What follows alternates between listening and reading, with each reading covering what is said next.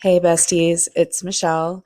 Before we jump into today's episode, I wanted to drop a quick update.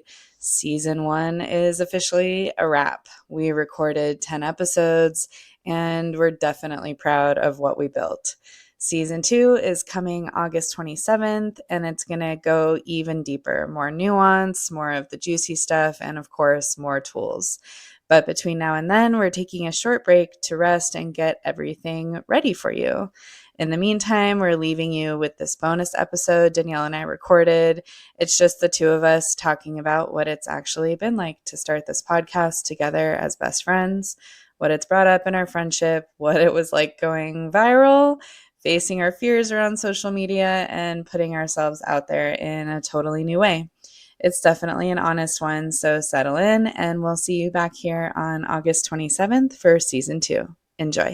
Welcome to The Third Thing, a podcast about friendship in all its fullness. The conflict worth repairing, the evolution worth honoring, and sometimes the letting go.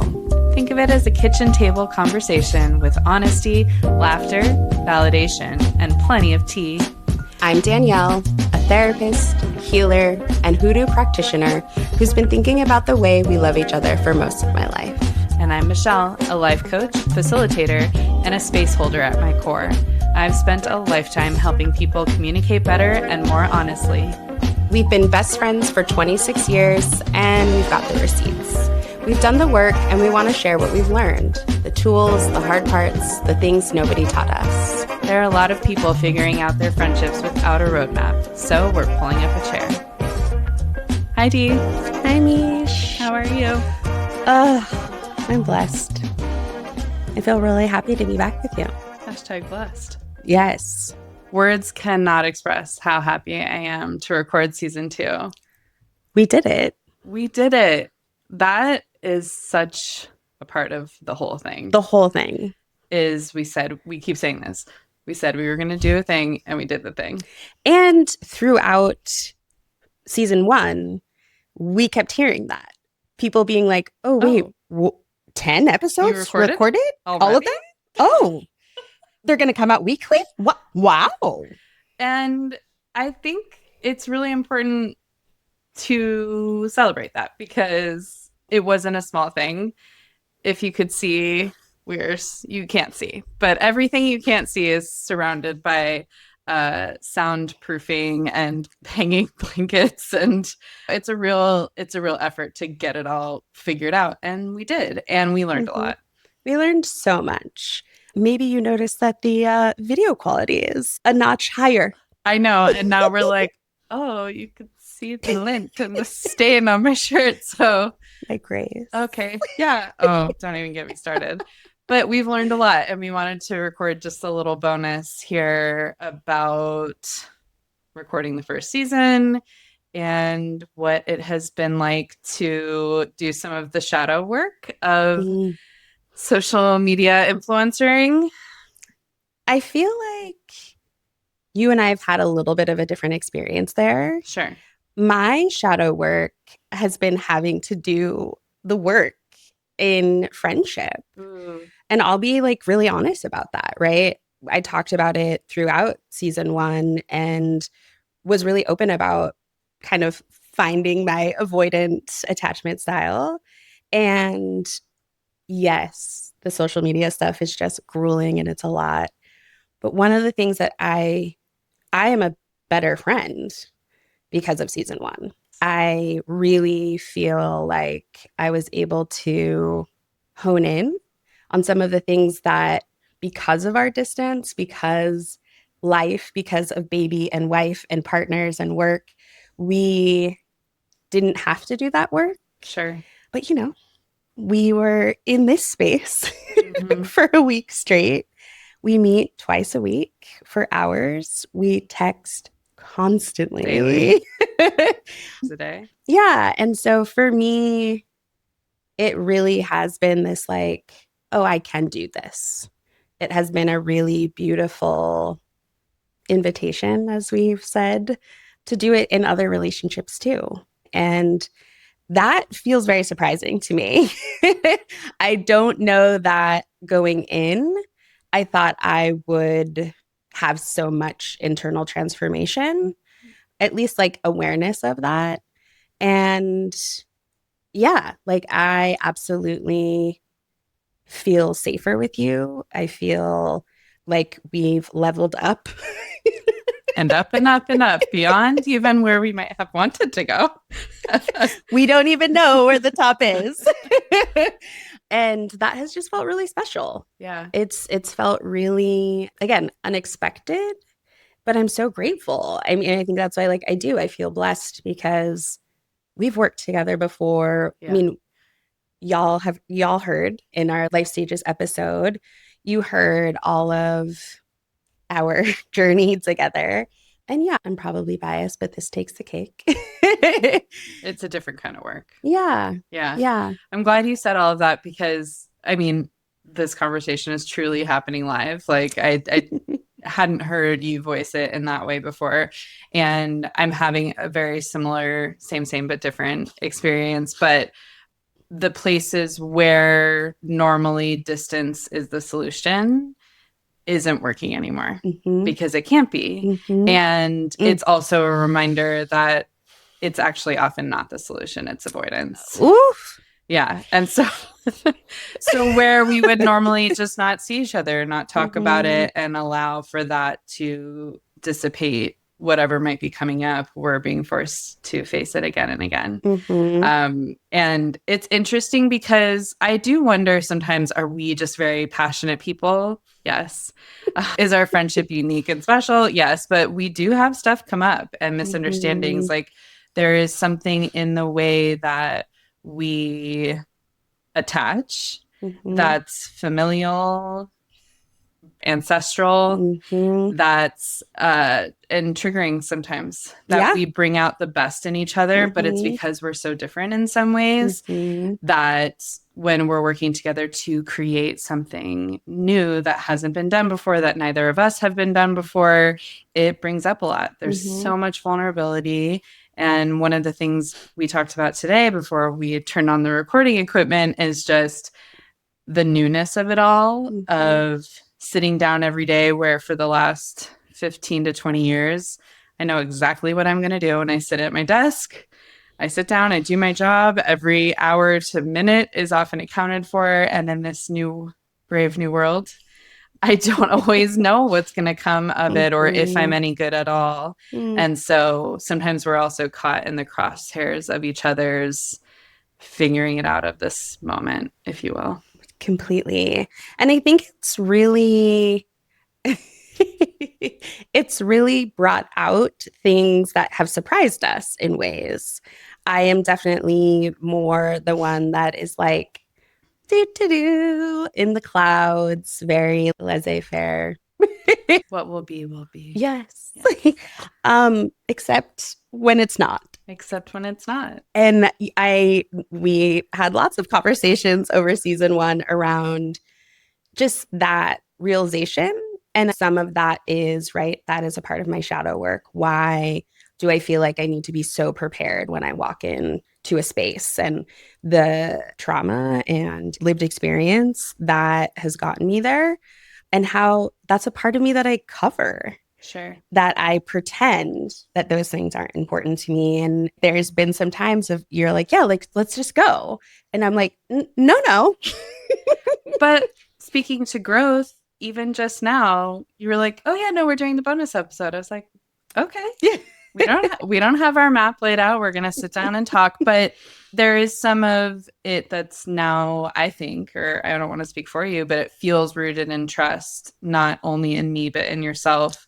And now that we have this track record of learning and sort of knowing how it's not only going to feel when we sit down and talk, but also how it will feel when we release it. And frankly, being just really proud of the work that we've done, not that it's just good enough, but that it's a podcast we would listen to and enjoy and learn from. And so like, here we are with real life in your face growth. In the moment. It's happening. This is not fake. Yeah. I'm excited to dive into that this season. Our arc is getting more nuancy. In season 1, we really laid into the foundation and the fundamentals, not only of friendship, but also of the kind of work and the kind of lens that we view relationships through. And in this season, we get into some more nuanced topics around working together, around queerness, and the ways that we relate in very specific instances. So I look forward to kind of digging in that way. We'll still be offering tools, but I think the stories will get juicier too. Yeah, I think it's like an onion, right? A big part of season one was introducing y'all to us to y'all, as well as a little bit of figuring it out. Season one was what we do best, create and hold space, provide resources, tools, information, lived experience, guidance. And season two, we're peeling back the onion. We're getting a little bit deeper in our relationship and the relational ways in which that can be really nuanced. It can be really dynamic. One of the things that we talked about earlier is like, these are our stories. We're not speaking for every identity that we're carrying as like, this is the story. Right. And I think that is really unique. We have navigated so much as friends. And through that, we've learned and being able to create the space to say, this is just one way. And I feel like season two dives deeper there. But I also am so appreciative of the feedback that we've received, that our stories are really aligning and resonating with folks, that it doesn't matter how different you are or what part of the country or world you're in. And also even just from our own mutual acquaintances, that what we're saying is landing and is feeling really helpful, and then they're applying it in real time. Yeah. And getting feedback. And that has been powerful, because one of the things I said to a friend last week was I sometimes wonder if I'm enjoying it so much because it's our stories. But she's like, no, it's completely relevant. And also, you're offering these tools. And it reminded me of my friendship in this way. And then went on to say how she was able to apply. So that's been powerful. And we also wanted to take a bit of time, speaking of peeling back the onion, to talk about what it's been like to record and to be more present on socials. I know that your reflection was around what it's brought up within our friendship and continuing to learn and grow from our own tools and work, which actually makes all the sense in the world, because when we talk about being in the work, it's genuinely so hard to ignore when you're constantly facing your own shadows and challenges and triggers, and also being introduced to tools. And so then when they face you again and again, you're like, oh, it's very front of mind. It's top of mind because I'm so in it. And so I agree with that. And on my end, and diving into more of a specific, the social media is bringing up that I have a certain taste level, but my talent hasn't quite caught up to it with respect to being able to produce the kinds of content that I like to enjoy. And we want the image to be a certain quality and the hook to hook you in, and to be introducing ourselves to the right kind of audience. And the algorithm, the capital A algorithm, is still this mystery and is changing all of the time. And there's so many tools and so many influencers who want to help you, and so much stuff on the internet, that it just becomes who and when to ask for help. And I can do it myself if I just carve out this time, but it is an overwhelming space for me. Yeah, it is for me too. I think where our experiences diverge a little bit is through the Witchy Femme. I have had some like, okay, I'm going to do some posting and some lives, and it feels less scary for me. And then I don't know if that's the adjective that you would use for yourself. And I think there is this like inner rebel that's like, whatever. Sure. That's where, I appreciate you as my tether in that, because it is important. Yeah, it's very important. I think scary sometimes, but more that there's a critique I have of myself, that there's this need to be not just good but really good, or Mm-hmm. the best, Mm-hmm. or so good that you wouldn't even know that we just started this 6 weeks ago. And so I think that's it. It's being faced with this perfectionism and like, Mm-hmm. is it okay for me to be new at something? Mm-hmm. And also, when you get excited and when you're a fiery Aries initiator like I am, and you're excited for this world that we're building that we know can look a certain way, you want it to start right away. Yeah. And so that's what I'm sitting with and growing in is CTFO, chill the fuck out. I'm like, what are those letters? Chill out and let the process unfold, learn and try and enjoy it, because at some point we'll look back at this period with such tenderness, and hopefully we will have grown since then. Even just in the past 6 weeks, we've learned so So much. much. I could teach someone how to launch a podcast, frankly, but I guess it's just fear of my own failure. Mm-hmm. Mm-hmm. One of the things that I said why I want to start the hashtag get yourself a cap rising is with the witchy femme. I remember posting 6 months in, thank you to my 300 followers. And it has been 6 weeks and we have over 300 followers. And so it's helpful for me because that rebel inside wants to kind of bump up against and say it doesn't matter. Right. But it does, as you said. And I'm appreciative of the work that we get to do together when our shadows meet. It allows growth. And I don't think we talk about that a lot. We talk about doing shadow work, bringing the shadows into the light, but our shadows are there for a reason. They're there to Yeah. keep us protected. And my rebel shadow really comes from I didn't feel smart. I didn't feel good enough. And so it was better just to be like, whatever, I'm never going to be, so I could find safety in myself, right? Right. If I'm never going to be that, nobody in any space I walk into could tell me anything different. I already know. And what you've introduced is this idea of one, you're a badass. And two, let's do this. We can do this. I'm thinking about an anecdote of how good it feels to get external validation. Mm. And how sometimes when you don't get that a lot, or when you didn't get that a lot in your fundamental years, you don't seek that as much. And that's very much my experience. And we've had all of these really beautiful moments where we've been able to get that external validation. And I'm just like, fuck yeah. Swimming in it. Yeah. And it feels, yeah, it feels good. It also it hits differently, and you would be more familiar with this again through the Witchy Femme and Witch and Healer, but this is one of my first time really jumping in with both feet into building something new from scratch that's more Mm, representative of me. Because most people aren't like, oh my God, you're director of strategy. Great job. That's amazing. Tell me what you're up to. Show me your last presentation. Like it's a job, you know? mm-hmm, And that's not to say that people who care about me don't care about what I do, but when you're building something, there's a bit of mystery around it. Where will it go? How did you come up with the idea? Is this for real? I wouldn't doubt that some of the posts and reposts are also a bit annoying, you know, as we figure it all out.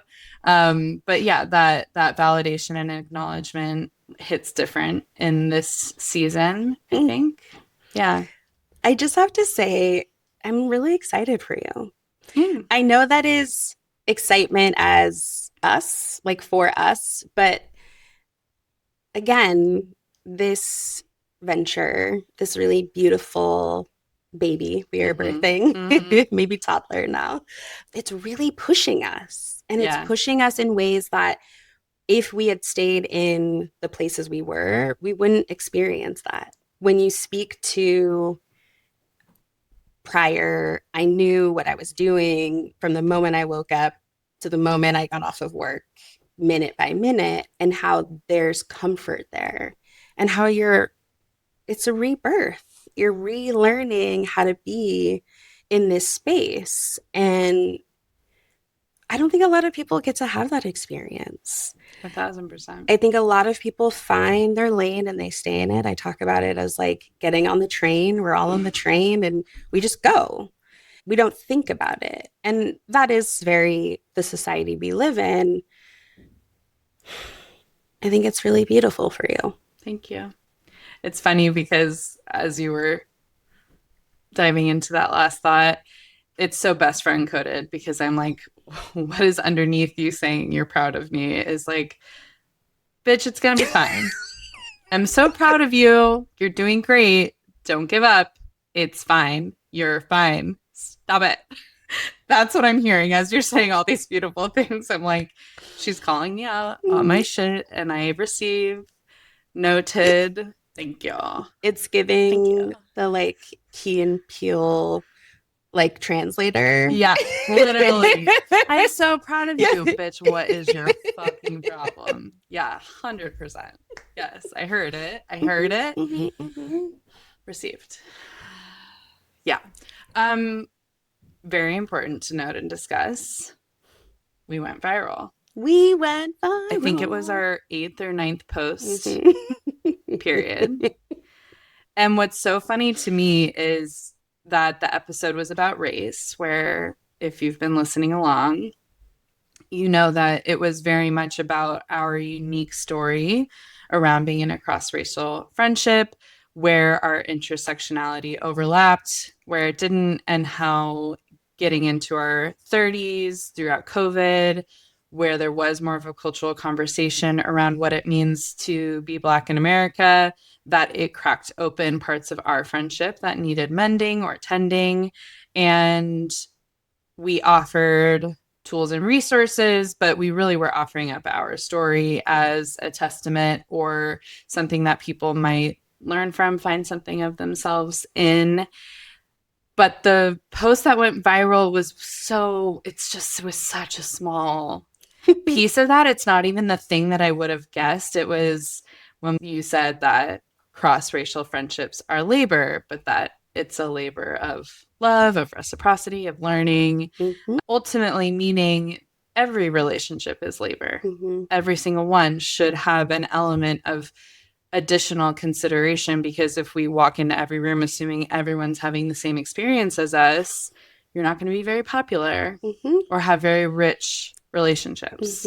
Yeah. And wow, that was surprising. That we found the underbelly of Donald Trump's internet. No gracias. It was, I just remember, you know, because yeah, it was very early on. And so I had an idea of what our numbers were looking like in terms of posts and views and shares. And it was just like something is happening very quickly. And I remember texting you and saying, there's like a weird comment. Should I delete it? Yeah, should I delete it? And then I was like, I'm just gonna like engage and like keep it real, like heard and blah blah blah. And then it was like, Michelle, there are a lot more weird comments. I am the quintessential night owl, and I remember texting her. It was an ungodly hour in the morning, and I was like, I'm about to go to bed, and we're at 30,000 views. And I was like up for another hour, and I was like texting again. It's been an hour, and it's been 10,000 more views. Yeah. When we met that night, it was like 12 or 13,000. By the time our meeting was over, it was 16. By the time I went to bed, it was 18. And then within the next several days, we jumped up to over 700,000, 750,000 views, 2,600 comments. Yeah, like 70,000 shares. Yeah. And a lot of the shares were like, these fucking bitches. Yeah. Like, we really did find a male audience, a white audience, an international audience, interestingly, sort of commenting on, why do you make everything about race? And this is some woke bullshit. And being friends with you would be labor. You wouldn't even know labor. Oh my goodness, that part. The only thing you two are good at is putting calories in your face. I'm like, I'm very good at that, actually. You look Do you have some for me? You look like a female Peter Griffin. I was like, touche, and not wrong. It was a very close-up shot of my face. But I digress. It was, yeah, it's interesting because when we see viral things on the side of the internet we live on, it's Yeah, very different. totally. And so I was like, well, Yes, queen.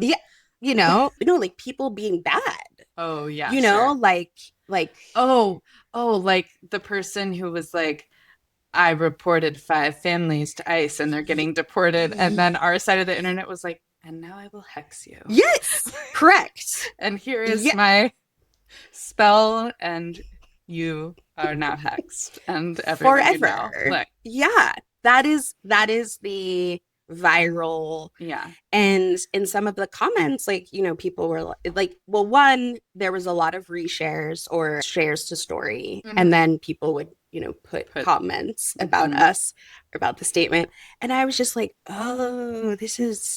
it was just a little mind boggling because one, relationships are labor. We talk about this. Like, this is a part of the TTT. They should be. They should be. They should be. This is a part of the TTT Thesis. thesis pillar. if Reason it's for being. if it's not challenging, are you working? If you're not doing the work, do you care? Are you investing? Are you growing? Are you getting the richness out of that relationship that you could Mm-hmm. without trying to grow together, implement tools to understand each other, to offer gifts to each other? And I mean gifts in so many ways. It could literally be, I listened to you, and here is your matcha with oat milk unsweetened, And but it's not the matcha that's the gift. It's that I've listened and I know you. Mm-hmm. And or I know you would like to become prepared today. And so I have prepared in the way that I know works for you and then therefore works for us. Yeah. And if you are not putting it like that's quote unquote work, and that's what's so boggling is they took it so literally. Friendship shouldn't be work. Like, bitch, what? What are you doing? Okay, wait, but I have to say, I engaged with a hater. Yeah, this is a great One. story. I engaged with one hater. Shout out. Because I'm gonna send this to him. he came into our DMs. He came into the DMs, which is don't fucking DM me unless you want to chat. That's Okay? what that means. Very early in the morning. Direct I have message. a child. Direct message. I was like, okay. Because I'm feeling fired up and protective as well, because you were the one speaking in that clip and catching a bulk of the commentary. And so I thought to myself, I like to just click on some of the messages and see, who is this human? Is it a bot? Is this person even real? Do they have any posts? Click on this human, has kids roughly the same age as mine, has some posts at Muir Woods, has like a nose ring, looks like a normal enough person that I would be friends with, frankly. And so I messaged, so before I messaged him, I did like a quick Google search, stay safe out there. Found a SoundCloud from when he was probably a teenager. It's like him wearing some baggy pants with some other like kid. And his message in our DMs was, you should get a new hobby, something like that. Like powerful enough, had to DM us. And so I Googled this guy and I find his SoundCloud, 12 followers. 12. 12. So I sent him the link and I said, is this you? And he said, haha, yeah. And I was like, hobbies are tough, huh? Yes. Don't fuck with me. Do not.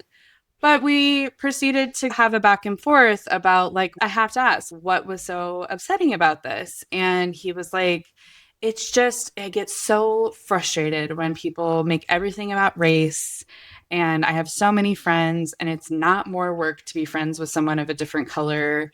And, like, I don't understand. And so I'm like, okay, heard. And I'm not saying it's more work. We're talking about it at large. And I won't repeat all the things we just talked about, but I kind of was sharing with him that it's about our experience. And he's like, well, it's like if I had a friend that was in a car accident, like maybe I would be more careful when they get in the car, or I don't talk about car accidents in front of them because it's triggering. And I'm like, yeah, babe, that's exactly what I'm saying. Exactly. Because it's work.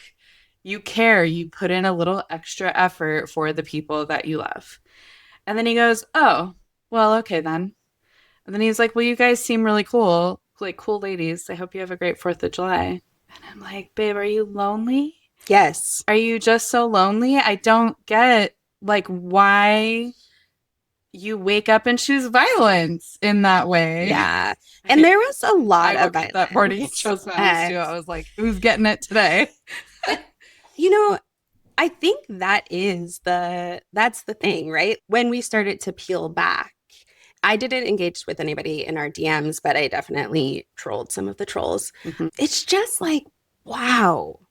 Wow, this is where we are. Mhm. This is a slice of where we are. And one thing we haven't said explicitly is so many of the comments were just so blatantly racist. Yes. And the first couple days, I freaked out. Yeah. I was like, should we delete it? I don't know what to do. I feel uncomfortable. And like you do hear about people getting doxxed, people, I'm public, right? Like I have a business, I do therapy, there is this, yeah, just that too much. Truly feeling unsafe. Mhm. And also this very confronting both things that I hope you've never heard before, and also the repeat of your worst nightmares that someone might be thinking about you in writing in front of your face. Yeah. And we know the protections are not there. Yeah. Like that is real. Yeah. And I appreciated that the first 2 days you had tethers. And then I got over my hump, and then you were like, all right, Yeah. let's go.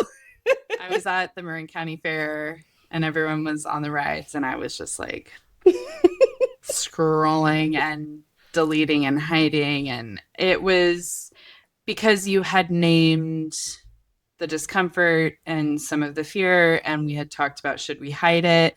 And it felt like the floodgates opened after that. And so I know that me hiding the comments isn't in any physical way actually protecting you, but I just felt like it's sad. It's sad that our intention for the conversation is to offer our vulnerability as a way to connect, and that it's being received in this way. Yeah. And I think that that interaction with that one person, and I think you had a couple like this too, is it immediately becomes more human. You're a real person. We're having a real conversation, and it's just not that deep. It really doesn't have to be, or you can tell me how you feel, like without using the R word. Oh my goodness. Ridiculous. I didn't Just know that was still a rampant. thing. I'm like, are we in 3rd grade? In the 90s? Literally.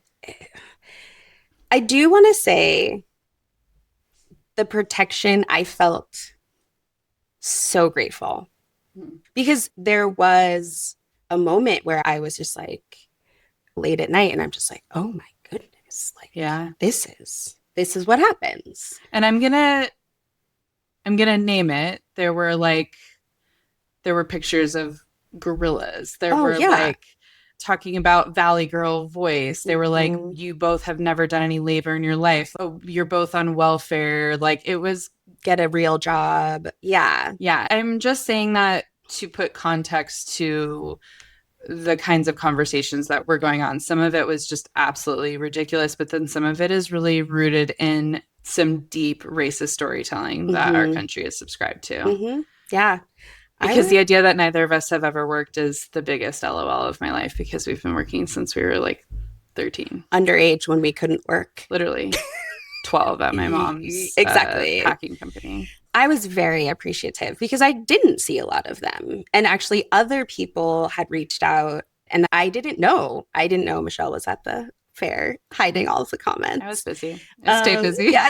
I was really appreciative of that. I did feel like that was this layer of protection of like, I just saw this clip of Leslie Jones talking about how like if white people care about us as Black people, we need you to show up and protect us. We need you to show up in these really specific ways. And that's how I felt. Good. Like I was like, maybe she doesn't understand because, she's white, right? Like that's real, 100%. and that's why I was like, I'm feeling uncomfortable. No, and to be clear, I don't. And I never will. I say unfortunately just because I always want to connect with you, Yeah. but like that's real. I can only Hmm. have empathy and I can only listen and try and throw my body in front of it to the extent that I can. And the fuckery of capitalism and of the whole situation is, but it's better to keep the comments open and it's better to go viral even if it's bad. And so we're now that is part of this lifestyle is Hmm. opening yourself up to that Hmm. for the algorithm gods That's a part of my if you shadow choose work. to. Yeah, that's Yeah. a part of my shadow work because I was like, shut it down. Yeah. And I think it was to, again, that is fear. When Mm. we talked in our race episode about the reasons why I was raised the way I was, the reasons why we settled in Marin or my parents settled in Marin because of safety. And so I am very grateful that through through that, maybe I'm grateful, maybe I am grateful that it happened early. Yes. Ripped the band-aid off. Great. Yes. We can get through this. Yeah. And we did talk about it. I was like, well, they're going to be racist. They're going to comment on our body, on our size, Yes. and they're going to comment because we're women. Let's talk about the like three marginalized identities that we, Not to mention queer, which both of us, yeah, can bypass in Mhm, some mhm, instances. But yeah, it is interesting how with any amount of distance, it feels easier to stomach. mhm, And I don't know if you feel the same, mhm, but when it is just every second mhm. refreshing, a constant barrage of negativity, yeah, It was really intense. No, yeah, now it's fun because I will say the post is still, they're still arguing on the post. yeah, And it is, it's just like a little bit more fun. Most recently, somebody replied with like a GIF that was like, this is racist. And I just posted the Oxford definition of racist statement. Or like, thank you so much for engaging in our post. Have you listened to the full episode? I think you're missing the context. Like it's just fun. And I read it like that in my head. And I hope yeah, they do too. yeah. Well, so that was our experience with going viral. And what we will admit here as we kind of work to get ourselves back on the other side is that it showed the algorithm that men of a certain age are interested in our content. And on the one hand, not no. I do think that we do have male listeners and it's been landing. And is that maybe the majority of our intended audience? Probably not. We're interracial friends, female identifying, queer, talking about friendship. It's not meant for a middle aged white guy in the South. And so a lot of our very docile, cutesy content is being delivered to them, and they're like, nope, nope. Yeah. So we're in Instagram jail right now. Please get us out. Help us get out. We'll see you on the other side, I hope. But Repost, share, make a comment. click copy link. You don't have to Hmm. send it anywhere. Yeah. Put it on your bookmarks. All of it makes a difference. Yeah. But yeah, happy to kind of share the behind the scenes of what that's been like. Also, I think big takeaway is that we have content that is interesting that people want to engage with every time we talk about the topics that we discuss in a season. People are like, oh my God, yes, Hmm. yes, absolutely. And that's what we're writing off of because ultimately Instagram is and social media at large is the means for building that audience of listeners so that we can continue to do this work, which is talking to you here, which is workshops, which is workbooks, which is hopefully bestie retreats in the future, Ooh. and maybe a book. Who knows? Stay tuned. But this is all like part of the model that Yeah. we're contending with and really new at. Hmm. I think one thing I would add to our list is like taking care of each other, Mm, like loving each other better, harder, deeper. We started this conversation, or I started this conversation with, I am a better friend because of the yeah. work that we're doing here. That is a big part of the why. Mm, We've gotten that feedback. And so I just wanted to add that piece of how do we be better to each other? And I think it's a good juxtaposition to our first viral post of, yeah, this is why we're doing this. Yeah, that part. It's so interesting because once you learn this language, and they say when you have a hammer, everything's a nail. It's so powerful because the things that were previously mysteries, the conversations you have when you sit down with your friends or family or loved ones and you have a dilemma, you know, I have to go to this wedding, but I don't have the money, or I have to go to this dinner, but I don't like my friend's partner, or whatever the social dilemma is. Once you have the tools for not only how to approach that dilemma, but also understanding why it's bringing something up for you and what's coming up for your friend, maybe, and why they're with that person. It's like, it's all just this fun puzzle if you are willing to look at it in that way. And then you get to find what's the healthiest way for me to insert myself and to play a part of this tapestry of chaos. I love that. Yeah, why not? That was golden. Yeah. I'm really proud of us. So proud of us. This is dope.